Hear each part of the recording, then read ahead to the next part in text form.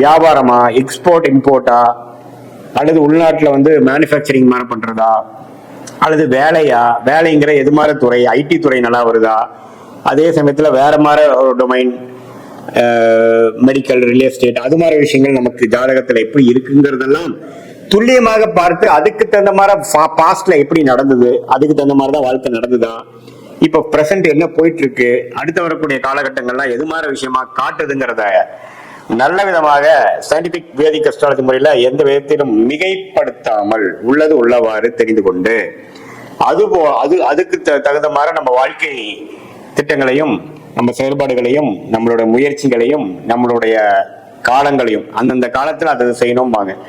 அது மாதிரி விஷயங்களை செய்யும் பொழுது தேவையற்ற தோல்விகள், தேவையற்ற விரயங்கள், சமய விரயங்கள், பொருள் விரயங்கள் போயிட்டு, ஏன்னா நம்ம ஒரு 1000 வருஷம் வாழ போறது இல்லை. நம்ம மிஞ்சி போனா ஒரு 75-80 வயசு வாழும் பொழுது 30 வயசுக்கு மேல வரக்கூடிய தொழில் வேலையில நம்ம ஜெயிக்கணும் அப்படின்னா அந்த 30 வருஷம் நம்ம இம்பார்ட்டன்ட், 30 to 60.